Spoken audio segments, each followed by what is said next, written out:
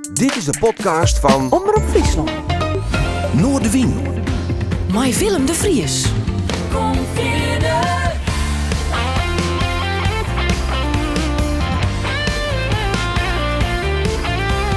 Alles wat te speelt. Omroep Friesland. Jazz like our interview. Shine a spotlight on you. Yeah, give your spirit to carry on.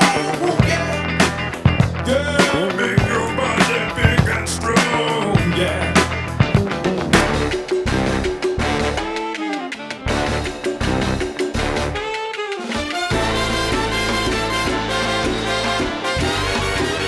Dit is Noorderwien.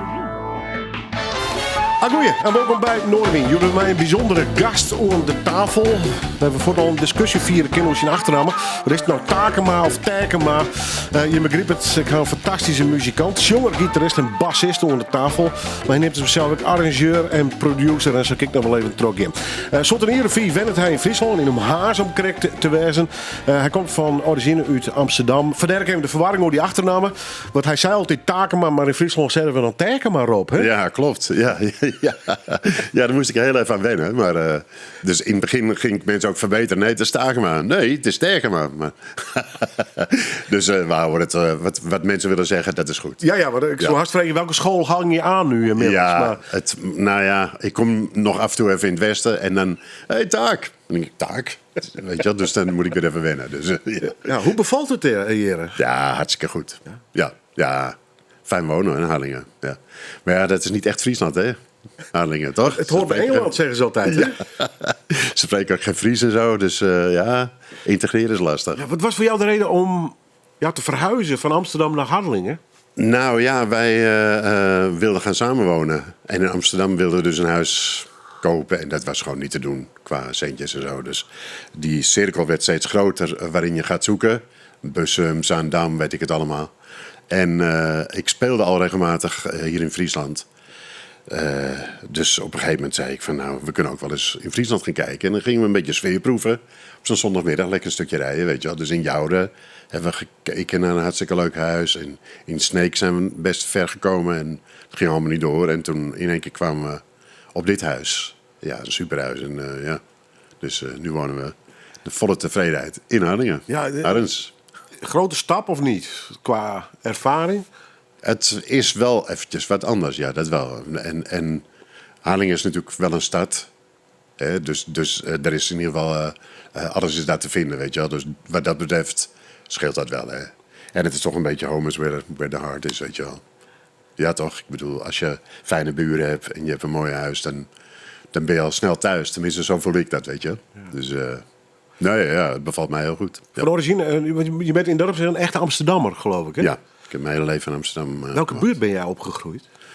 Nou, dat is ook mooi, want ik ben opgegroeid in Osdorp. En de echte Jordanezen en zo, die vinden dat ik een boer ben. Als ik dan weer hey boer, weet je wel, dan denk ik, hallo, ik kom gewoon uit Amsterdam-West. Maar dat hoort dan niet bij het oude Amsterdam. Maar, en voor de rest, ja, ik heb overal gewoond. Kinkerbuurt, op het laatst in Watergraafsmeer.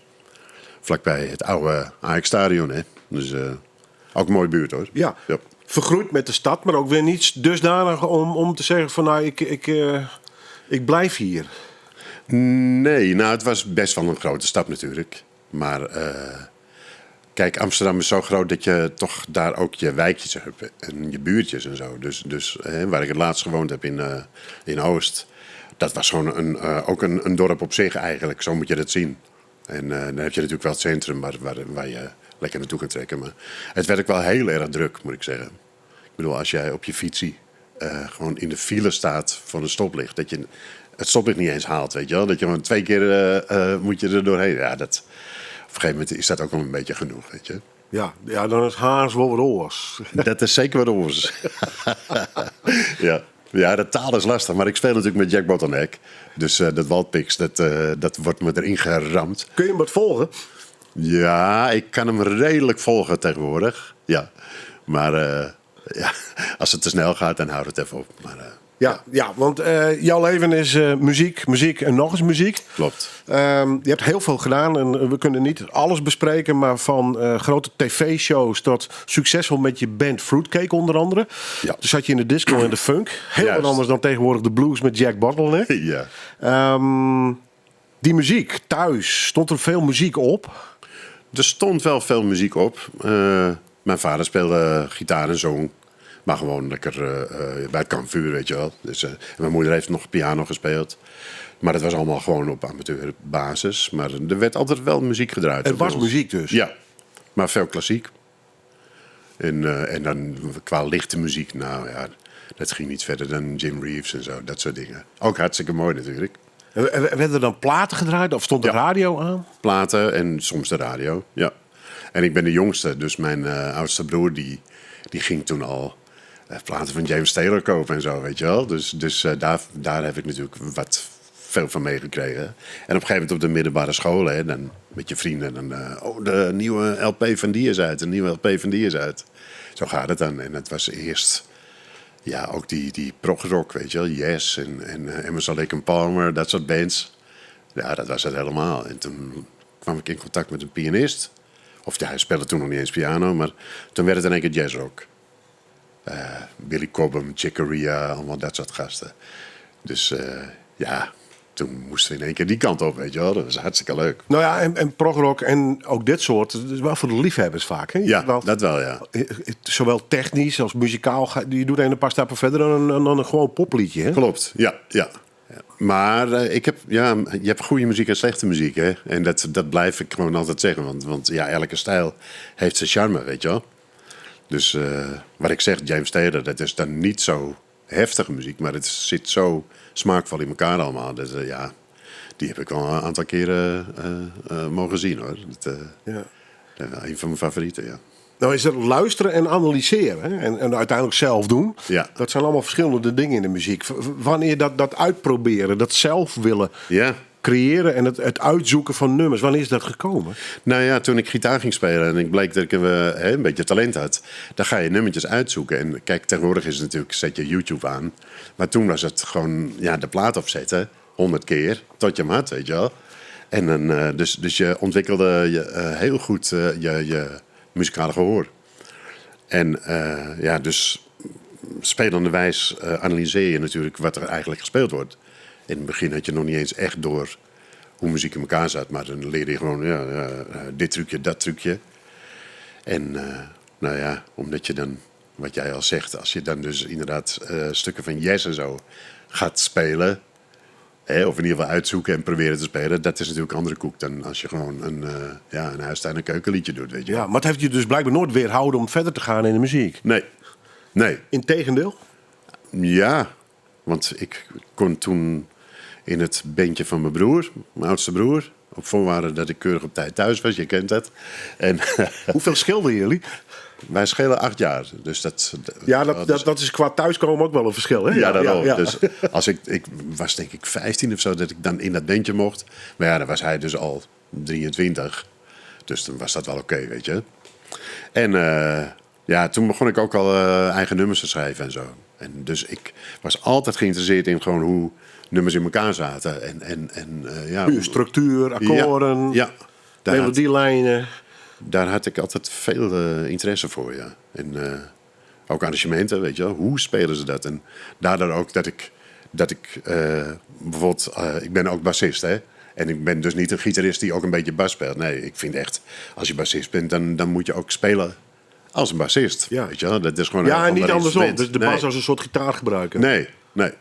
Dus, en dat heeft me altijd geïnteresseerd. Gewoon, als ik een instrument aanpak, dan moet het ook wel klinken als niet gewoon een gitarist die zomaar even een instrument erbij pakt. Had je dat ook met de banjo? Want ik las zelfs dat je zelfs nog een poging om banjo gespeeld Ja, hebt. maar volgens mij was dat wel een 6-snarige banjo, hoor. Dat weet ik eigenlijk niet zeker meer. Die heb ik wel redelijk snel aan de kant gegooid, dat ding. En nu mag Jack het doen. En nou mag hij het doen. Ja. Ja. We begonnen met muziek van Earth, Wind & Fire. Ja. Ja, tuurlijk. Kijk. Ik dacht logisch. Ja, de blazers. Ja, en die funk, hè. Ja. We zaten toen natuurlijk midden in die... Dat heeft wat een soulrandje, maar ook funk. Er zit van alles wel wat in, hè? Ja. Dus het is inderdaad... precies wat je zegt. Er zit iets meer in dan gewoon alleen maar recht aan knallen, weet je wel. Dus, en ik heb ze toen in Ahoy gezien. Toen was ik denk ik 16, 17 of zo. En ik weet niet meer hoe dat kwam, maar ik had per ongeluk kaartjes voor 2 avonden achter elkaar. Dus, en die raakte ik niet kwijt. Ik denk, nou dan ga ik ook lekker 2 avonden. En ze deden dus 2 avonden, gewoon 2 hele verschillende shows. Dus dat vond ik wel te gek. Dus, je mazzel. Ja, ik had zeker mazzel, ja. Ja, het is zo goed dat je 2 keer hetzelfde ook wel maar zien, goed. hoor. Maar in dit Ja. geval zat er dus afwisseling in. Juist, ja. Dus dat vond ik ook wel leuk, dat zij het voor zichzelf dan ook levend houden, weet je wel. Van, we gaan vandaag andere volgorde doen of andere nummers doen, weet je. Dus hartstikke leuk. Ja. En dus dat was wel een soort voorbeeld, weet je wel, zo'n soort band. En knallen. Ja, ik kan me voorstellen. Ja. We gaan ook andere muziek draaien. Michael Brecker. Ja, Why him? nou ja, kijk, ik moest 5 nummers meenemen. Ja, het is een horrorvraag. Wou ik zeggen, het is ik ben daar gewoon heel eerlijk in. statistisch. Ja. Dus het is min of meer random. En dan heb ik dit nummer gekozen omdat daar Michael Brecker op staat en James Taylor, die zingt erop. En het is geproduceerd door Pat Metheny, gitarist. Mijn drummer zegt altijd dat het een duo is, hè? Pat Metheny. Maar, Muzikant een grapje. ja. Maar, Herbie Hancock speelt piano. Dus ik denk, nou, dan pak ik alle grote helden uit de jazz. Pak ik Ja, dan je maar hebt even wel een paar bij elkaar, hè? Juist, Ja. ja. En het is een prachtig nummer van James... Nee, het is een oude standard, is het. Ja. En ik ben fan van James Taylor ook. En van Michael Brecker. Dus ik hoop dat je hem helemaal kan draaien. We doen Kan het dit? best. We doen ons best, zo is het. Ever so tired, and to feel in the night just the nearness of you.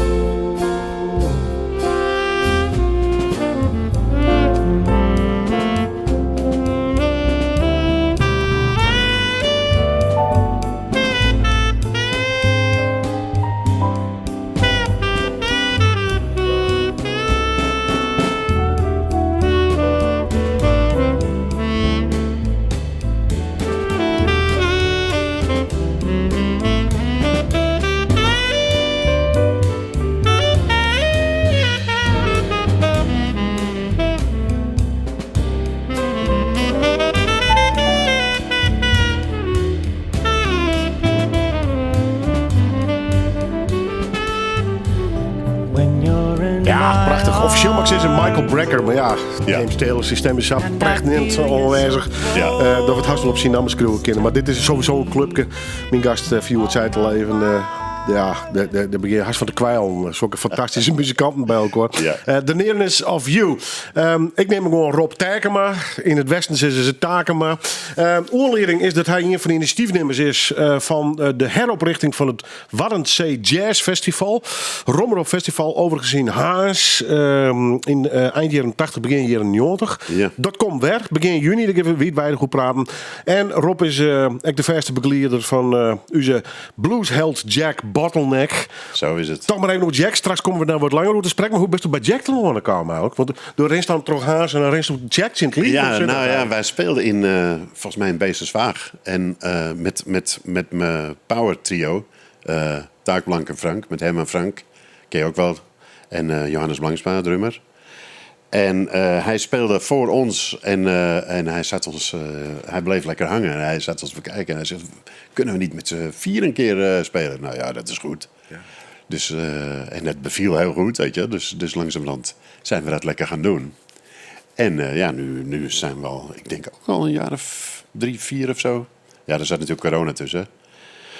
Maar dus we spelen een jaartje of 4 denk ik met elkaar nu. En dat gaat hartstikke goed. De tijd hoort geen skoft, zeggen wij hier. Ik begrijp wat jij bedoelt. Ja, precies. Nou. Reden dat ik er toch al even over begin is... aan de ene kant Jack Bottleneck en ook jouw trio. Ja. En als je dan naar jouw muzikale carrière kijkt... dat je het grote succes hebt gehad... ik mag wel zeggen met Fruitcake. Ja. Een funk disco groep. Ja. Wat een contrast. Ja. En misschien ook wel weer niet. Nou ja. Ja, muziek is muziek. Weet je wel, dat is het. Zo sta ik er ook een beetje Ja, in. ja. Maar toch, ik zie oude clips van jou. Ja, dat is even wat anders, ja. Nou ja, kijk. De beginjaren van Fruitcake was inderdaad funk en een beetje disco. En dat op een gegeven moment kregen wij de kans om een soort van instrumentale plaat te maken. En dat werd dan wat meer fusion. Hè? Dus richting jazzrock, maar dan op de Fruitcake manier, zeg maar. En, mensen zeggen, ja, het lijkt op Shack Attack. Maar wij zeggen natuurlijk, nee, Shack Attack lijkt op ons, weet je wel. Ja. Dus, en die plaat, wij hadden toen een manager, Kees van Leeuwen, die ook Shocking Blue en de Dolly Dots heeft hij groot gemaakt. Grote naam ook Ja, hè, ja. in de muziekwereld. Ja, en hij had een soort alleenrecht in Japan.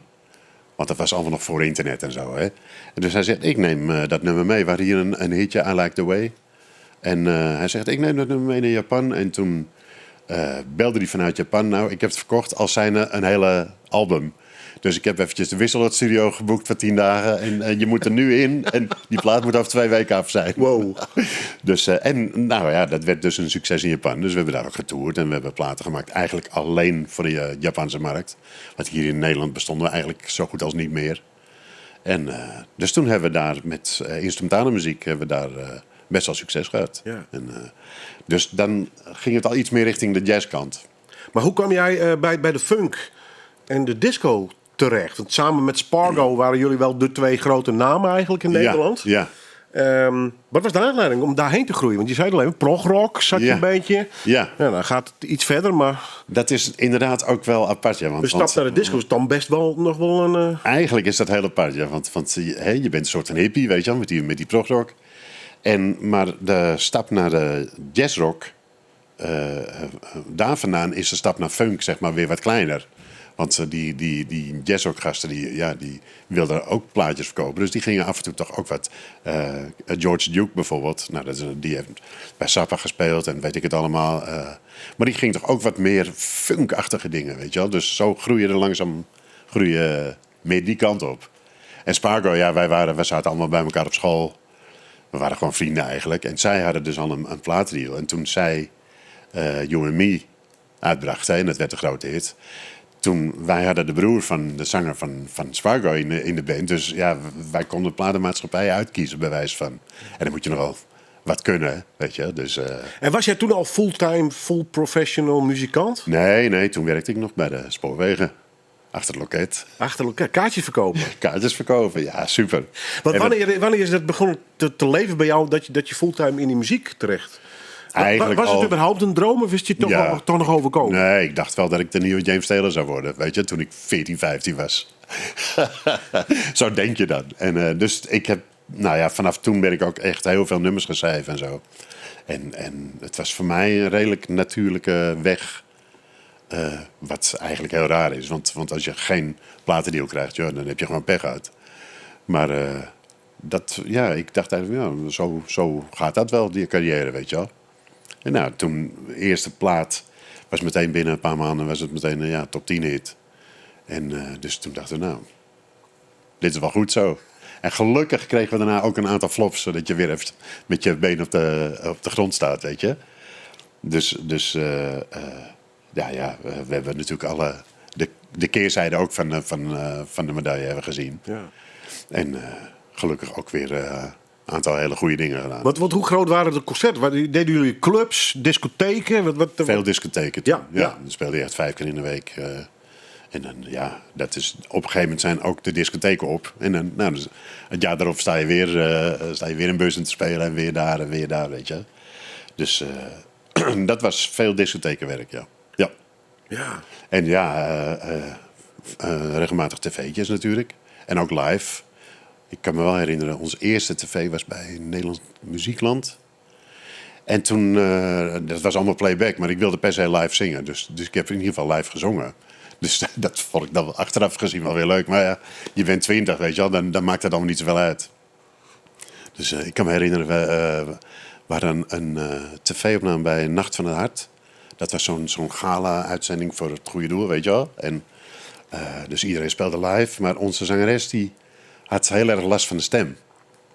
En wij hebben toen geprobeerd met thee met honing, zelfs met cognac. Om te kijken of het misschien waren het wel zenuwen. Dus wij speelden het nummer en dan konden we snel genoeg horen of zij een beetje bij stem was of niet. En zij moest een completje lied zingen. Als dat nou niet ging, dan zou ik een duim opsteken naar de pianist. En dan zou hij een solo doen in plaats van dat zij zou zingen. Dus zo hebben we dat toen gewoon live gedaan, weet je. Dat ben je helemaal niet bang als je 20 bent. En doe je dat soort dingen. Dat is heel grappig. Ja. Want je hebt uiteindelijk ook nog in begeleidingsbands van de talkshows gezeten. Met Jos Brink, een Ja. tv-show. Ja. Waar we straks over te spreken. We gaan eerst weer even naar muziek. Bonnie Raitt. Angel from Montgomery. Ja. Nou, Bonnie Raitt, toen ik 60 werd, toen kreeg ik een heel mooi cadeau. Een concert in Dublin van Bonnie Raitt zat in het voorprogramma van James Taylor. En die zat in het voorprogramma van Paul Simon. Dus ik heb 6 uur lang in een stadionnetje gezeten met alleen maar topmuziek. Dus dat was te gek. En toen dacht ik, ik was altijd al fan van Bonnie Raitt. Die stem, echt. Dus ik dacht, nou, die mag er even tussen. I can hear them there buzzing. And I ain't done nothing since I woke up today. How the hell can a person go to work in the morning and come home in the evening and have nothing to say? Make me an angel. Fantastisch nummer. Bonnie Raitt, An Angel from Montgomery. Het staat op het lijstje van mijn gast van Joort, Rob Takema, zie dat ik al. Muzikant in hart en ieren. Had een ongelooflijk mooie cv opgebouwd in Tusken. Wennet in Haas. Verste begeleider van Jack Bottleneck. Maar muzikaal doet hij nog volle meer. Je houdt intussen nog steeds les, maar ik er even bij zitten. En hij is een van de mensen die het Waddenzee Jazz Festival, waar, ik neem het maar even, reanimeerd had, want dat begint weer. Laten we daarvoor maar even hoe beginnen. Want dat festival is begin juni. Ja. Wordt net al te lang meer. 2 dagen. Vrede en zaterdag. Ja. Wat weer de oorlog om er weer mee te beginnen eigenlijk?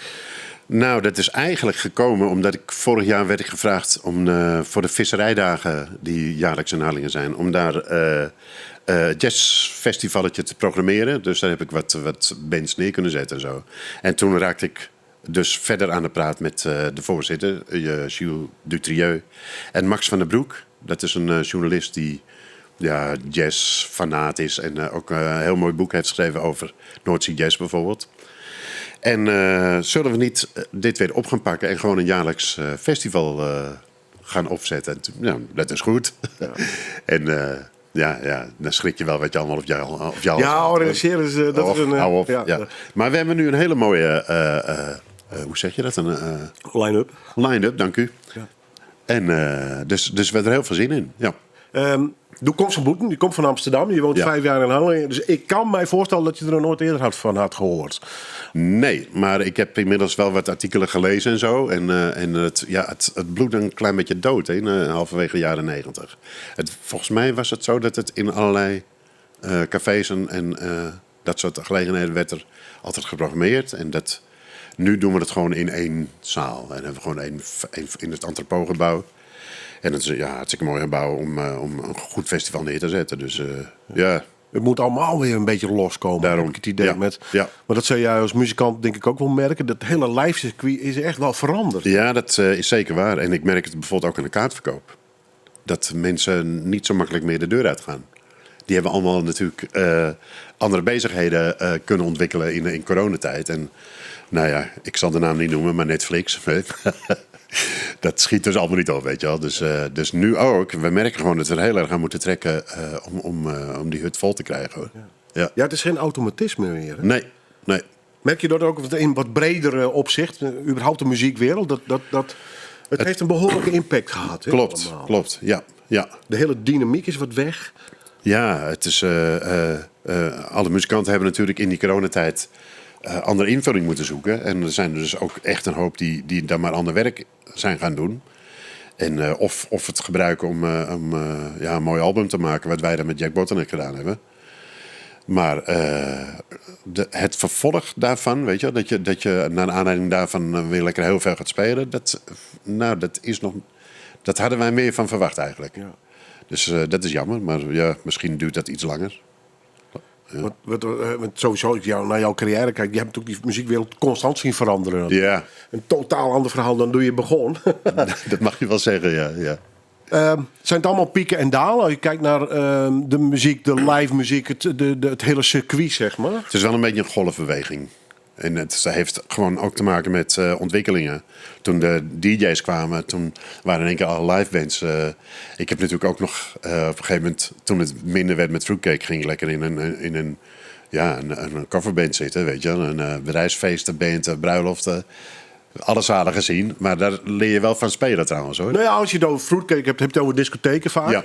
Ja. Nou, die zijn bijna verdwenen. Ja, dat is weg. Dat is weg, hè? Maar En dat staat nog los van de COVID. Maar gewoon dat hele discothekenverhaal. Ja. Dat je op vrijdag en zaterdag ging je dansen. ja.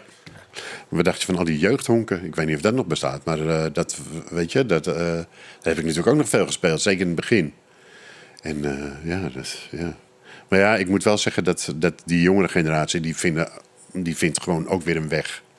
Want je hoort toch wel weer gewoon ook nieuwe muziek van gasten, jonge gasten die gretig zijn, weet je wel. Ja, want dat wou ik je vragen. Voel jij je nog connected met de jongere muzikale generaties? Heb je iets met de muziek van tegenwoordig? Nou, ik heb iets minder met popmuziek, omdat ik wat meer richting jazz ben gegaan, weet je wel.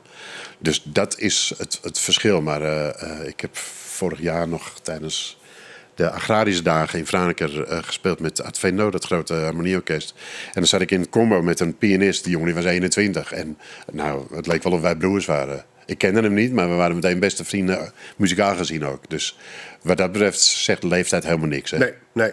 Je moet gewoon lekker spelen. En ik denk ook de jonge generatie, we mopperen veel als 50-plussers. Maar die pikken ook deels de muziek ook wel weer op die wij van de jaren 60 en 70 gewend Zeker, waren. Dat ja. zie je ook wel weer een beetje revival aankomen. Ja, dat popmuziek van de jaren 60, 70 is eigenlijk de nieuwe klassieke muziek. Hè? Zo moet je het zien. Ja. Want je hebt genoeg bands die inderdaad alleen maar die stijl spelen. Waar dacht je van? De Electric Hollers. Ja. Weet je wel? Ja, maar ook internationaal. Marcus King bijvoorbeeld. Een jonge jongen uit Amerika. Ja. Fantastische band, blazers, de hele mikmak. Ja. Die is nog maar in de 20. Ja, weet je wel. nou ja, Boas. Ja.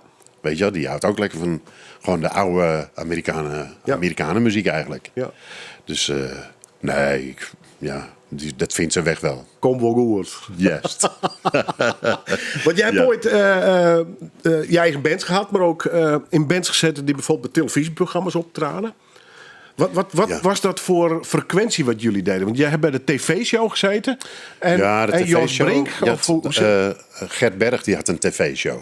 En dat heette de Tonight Show, geloof ik. Weet ik, zoiets. Ja. Een talkshow, wekelijkse talkshow op Veronica. En nou ja, dan ook een hele goede leerschool. Want je moest op cue moest je spelen en foutloos spelen. Hè. Want dat moest niet over. Het enige wat overging was als het interview niet lekker liep, weet je wel. Hoe was je daar terechtgekomen in Hilversum? Want die hele televisiewereld is weer wat anders dan de bandjeswereld. Ja, hè? maar wij waren toen net een plaat aan het opnemen in de Studio 88. En die eigenaar van die studio die werd gevraagd om een band te formeren voor die tv-show. Dus, hebben jullie daar zin in? Ja, kom maar door. Kom maar op, ja. En toen werd er dus een band samengesteld. En toen speelde ik met een blazerssectie, 4 man. En dat was toevallig de top van Nederland toen, de Stylers Horns. Die hebben op alle platen gespeeld van iedereen. En alle concerten, toppers, weet ik het allemaal, weet je wel. Dus zat ik in één keer met hun te spelen. Ruud Breuls en Jel Jonge. En ze speelden ook veel met Paul de Leeuw en zo, weet je. Dus daar moest ik voor arrangeren. Dus dat vond ik op zich best wel spannend. Kan ik me voorstellen, ja. Toch een beetje zenuwachtig de eerste keer? Ja, daar kwam een beetje papiertjes aan zo. Ja, maar, Schrijf je dat helemaal uit? Want jij kan noten lezen en schrijven? Nou, ik ben geen geweldige notenlezer. Dus dan speelde ik het maar in op de computers. Dat waren gelukkig al computers. Wat heb je ooit les gehad? Ik heb een jaartje gitaarles gehad. Maar het meeste is toch wel gewoon autodidact. Ja, maar nooit overwogen om conservatorium zoiets te volgen? Dat was toen in mijn middelbare schooltijd. Dacht ik van, dat is misschien wel een goeie. Maar ik zat al veel te veel te spelen dat ik die school nooit heb afgemaakt. Weet je. Dus dat ging nooit door. Maar ik heb gewoon heel veel geleerd van muzikanten met wie ik speelde. Ik heb altijd geluk gehad dat ik altijd met, ik zou maar zeggen, betere muzikanten speelde dan ik zelf was. Dus je leerde gewoon heel veel. Ja. En ja, zo ben ik daarin gerold. Ja, want je hebt met je band misschien wel eens in het buitenland gespeeld. Maar heb je ooit ook een solo? Dat je denkt, weet je wel, ik ga eens een auditie doen van een internationale act. Of ik ga het eens proberen in Amerika of zoiets. Of is het eigenlijk altijd wel Dat moet ook een beetje op je pad komen. een beetje home sweet home geweest? Nou, dat niet per se. Ik bedoel, we hebben natuurlijk ook in Japan getoerd en zo, weet je Ja. wel. En ik heb, Ja, dat is maar vaak een afgesloten periode natuurlijk. Hè? Dat is waar, ja. Maar met Fruitcake, ja, wij wilden wel. Maar op een gegeven moment stopte het succes een beetje. Hè. Dus we dat- hebben wel in België, Duitsland, Engeland een beetje... Daar hebben we natuurlijk wel allemaal gespeeld. Maar ja, op een gegeven moment bloedt dat een beetje dood. Door het ontbreken van succes op een gegeven moment. Is daarom gestopt? Ja. Je bent gewoon echt afhankelijk van platensucces, weet je wel. Ja. Heb je nog contact? De laatste tijd eigenlijk niet meer. We hebben 10 jaar geleden wel een reunieconcert gedaan. Dat was heel erg leuk. Maar nee, de laatste tijd eigenlijk niet meer. Ik speel natuurlijk met Johannes Blanksma. Met hem ben ik toen naar Japan gegaan. Dus ja, wij spelen al 40 jaar samen, weet je. Maar hij zat in een Novo-band. Hij kwam net na Fruitcake, zeg maar. Dus we hebben niet samen dat My Fever Move verhaal... Dat was met andere muzikanten. Dus die zie ik eigenlijk niet meer. Maar dat is niet bewust of zo. Dat is meer... Ja, zo groeit dat. Ja. John Scofield en het nummer Jolene staat op ons te wachten. Ja, want ik denk, ik moet het toch een beetje in de jazzhoek houden. En favoriete gitaristen, weet je wel. En het was vroeger altijd George Benson, dat soort gasten. En Scofield die heeft een klein randje. Die speelt iets smeriger dan Benson. En ik denk, het moet nog een beetje commercieel verantwoord zijn, dit programma. Dus ik denk, dan laat ik hem horen met Jolene van Dolly Parton.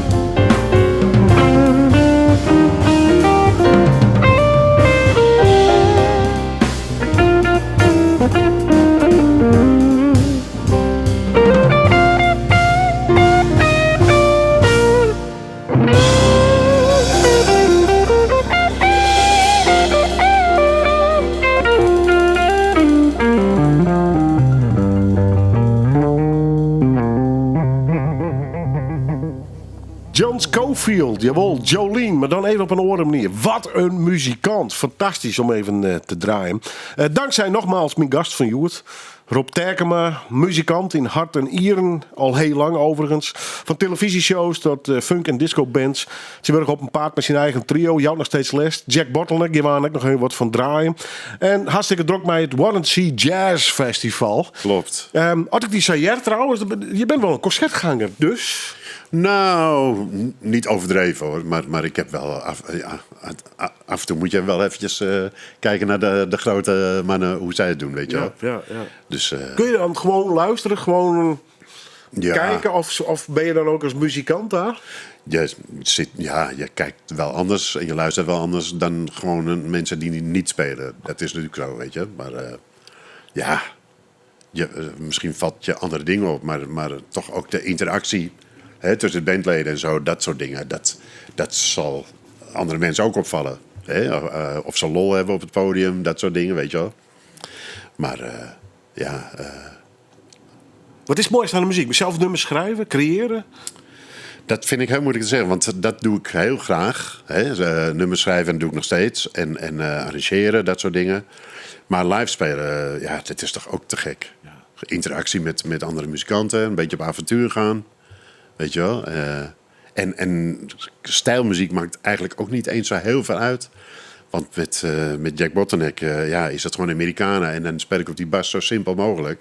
Zodat de basis gewoon goed is, weet je wel. En ik speel ook op het festival met Soul Shades. Dat is met een zangeres, Eline Gemerts. En dat is soul jazz.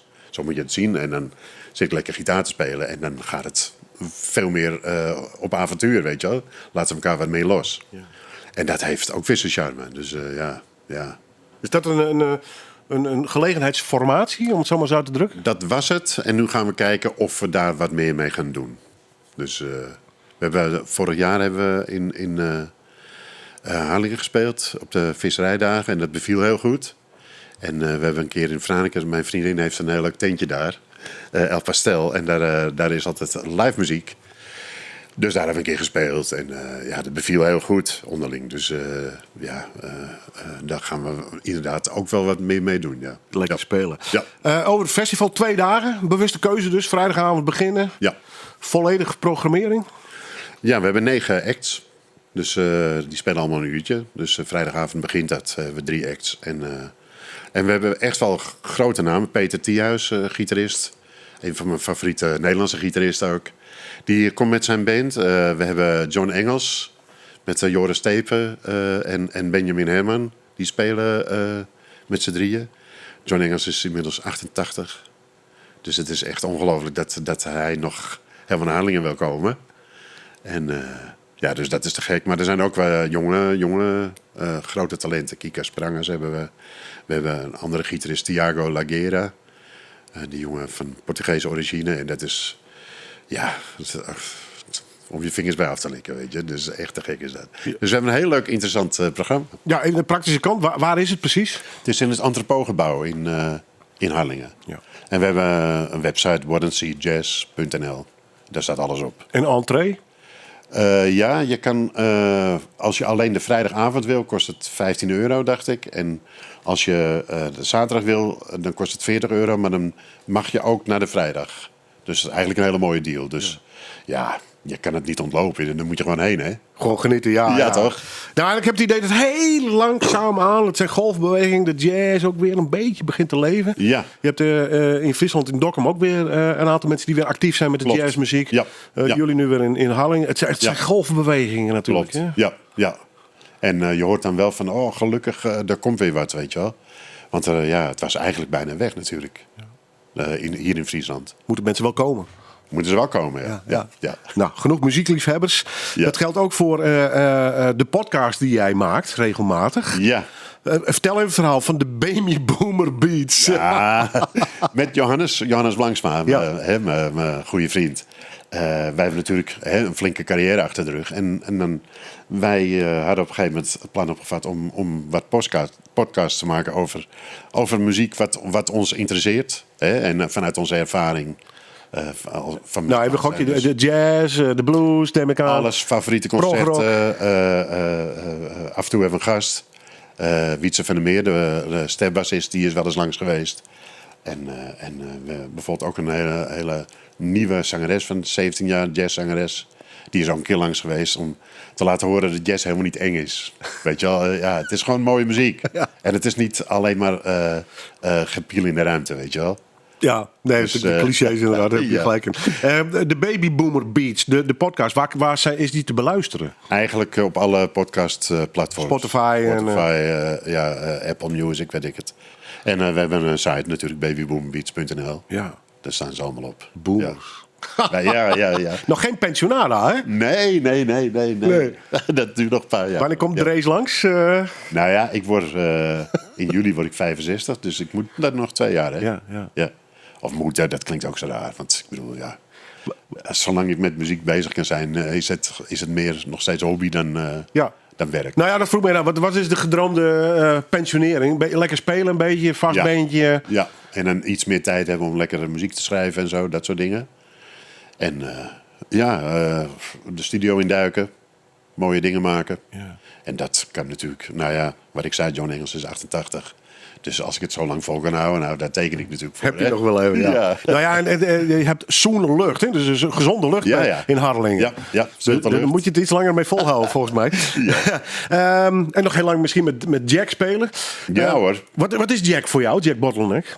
Nou ja, we zijn langzamerhand ook wel een soort van vrienden geworden natuurlijk. En, je speelt inmiddels een paar jaar met elkaar. Ja, we spelen een jaar of 4 nu met elkaar. En er is wel een klik. Ik bedoel, hij komt uit een hele andere wereld dan ik. Maar we hebben gemeenschappelijke humor en zo, weet je wel. Dus, en we houden gewoon van mooie muziek. En zijn muziek is een hele andere stijl muziek dan waar ik vandaan kom. Maar Het is een beetje mix, hè? Het is een country, Americana, maar er zit een redelijk absolute blueslaag nog om. zeker, ja. En met die stem van hem, dan kan hij wel wat potten breken. Ja. Maar hij is ook echt een goede gitarist, hoor. En dat leert hij zich allemaal zelf aan. Banjo, mandoline. En dus ik speel heel graag met hem, ja. En we hebben in die coronatijd ook een mooi album gemaakt. En daar hebben we dus alle tijd voor gehad. En dat hoor je gewoon aan de muziek af, weet je wel. Het is sfeermuziek. Het is, we hadden het er net over dat het misschien iets meer richting country gaat. Hè. Hij houdt steeds meer van ballads dan van echt het harde werk.